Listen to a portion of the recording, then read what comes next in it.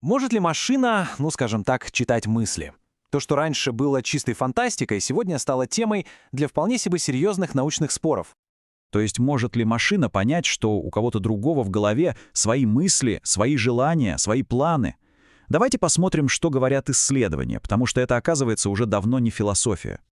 И вот, совсем недавно, в 2024 году, вышло исследование Михала Косински из Стэнфорда, и его выводы, скажем прямо, многих удивили. Они заставили по-новому посмотреть на то, на что вообще способен искусственный интеллект. И вот, пожалуй, самый громкий результат этого исследования. Оказалось, что GPT-4 решает 75% задач на так называемую модель психического.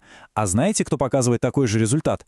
6-летний ребенок. То есть, представьте, нейросеть проходит классический психологический тест на уровне ребенка, который вот-вот пойдет в первый класс. Так, хорошо, звучит впечатляюще, но что это за тест такой, который и прошел наравне с ребенком? И что вообще за штука эта модель психического? Если совсем просто, модель психического — это способность понимать, что у других людей в голове своя отдельная операционная система. У них могут быть свои убеждения, свои желания, и они могут сильно отличаться от наших. Собственно, на этом и строится все наше общение. И чтобы проверить эту способность, психологи придумали классический тест «Задачу на ложные убеждения». Давайте посмотрим, как она работает на простом примере. Итак, представьте, есть пакет, внутри которого попкорн. Но вот незадача. На этикетке написано «шоколад». К пакету подходит девочка, назовем ее Сэм. Она внутрь не смотрит, а просто читает этикетку. И вот главный вопрос. Как думает Сэм, что внутри пакета? Мы-то с вами знаем, что там попкорн, но что думает она? И что вы думаете? GPT-4 отвечает абсолютно правильно. Он говорит, Сэм будет считать, что в пакете шоколад. То есть, смотрите, нейросеть смогла отделить реальность, то есть попкорн, от убеждений персонажа, которая основана на неверной информации. Это и есть работа модели психического. Ну, казалось бы, все, победа, и справился. Но для ученых самое интересное только начинается. Потому что правильный ответ — это одно, а вот как ИИ к нему пришел — это совсем другой, куда более сложный вопрос. Именно этот вопрос и задают другие исследователи, например, Дженнифер Ху. Они говорят, постойте, а может ИИ на самом деле не рассуждает как человек? Может он просто научился идеально имитировать правильный ответ? И тут ученые разграничивают два понятия. Первое — соответствие поведению. Это когда ИИ просто выдает такой же результат, как человек, то есть отвечает на вопрос «что?».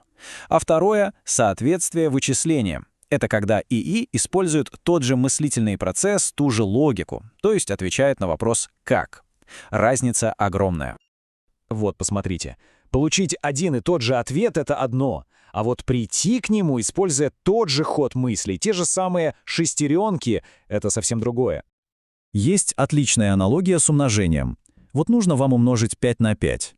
Можно честно посчитать в уме, зная сам принцип умножения. А можно просто посмотреть ответ в гигантской таблице, где все ответы уже заранее записаны. Результат в обоих случаях 25, но настоящее понимание есть только в первом случае. И есть подозрение, что ИИ как раз пользуется такой вот гигантской шпаргалкой, выученной на триллионах текстов. Так как же это проверить? Понимает ИИ или просто подставляет заученные ответы? Но ученые решили это выяснить. Они устроили нейросетям настоящий стресс-тест. Для этого они взяли ту же самую задачку про Сэм и пакет с попкорном, но внесли в нее одно крошечное, но очень важное изменение. А что если этот пакет прозрачный? Для любого человека ответ очевиден. Сэм, конечно, увидит попкорн и поймет, что этикетка врет. А вот что скажет ИИ? И вот здесь-то все и ломается. В этой, казалось бы, элементарной ситуации многие большие языковые модели просто проваливают тест. Они упорно продолжают отвечать, что Сэм поверит этикетке и будет думать, что в пакете шоколад. То есть они полностью игнорируют тот факт, что пакет-то прозрачный. И это очень показательно. Похоже, ИИ не строит в голове модель ситуации. Он просто следует выученному шаблону. Если есть этикетка, значит персонаж верит этикетке. Никакой гибкости, никакого здравого смысла. Итак, что мы имеем? С одной стороны, впечатляющий успех, с другой — полный провал на простейшей задаче. Давайте попробуем все это как-то уложить в голове и понять, что это означает. Если коротко, то весь спор сводится вот к чему. Есть прорыв. Да, искусственный интеллект научился с поразительной точностью имитировать то, как мы рассуждаем о других людях.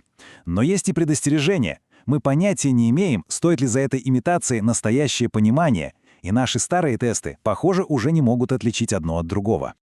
Но тут интересно вернуться к Михалу Косински, с исследования которого мы и начали. Он говорит вот что. А так ли важна эта разница в реальной жизни? Мы уже имеем дело с машинами, которые ведут себя так, будто у них есть эта самая модель психического. И вот это, наверное, есть главный итог. Не так уж и важно, думает ли машина на самом деле, или это просто очень сложная имитация. Важно то, что эти системы становятся все более социальными, а это значит, что для эффективного взаимодействия с ними нужно очень хорошо понимать как их сильные стороны, так и вот такие вот, на первый взгляд, странные и нечеловеческие ошибки.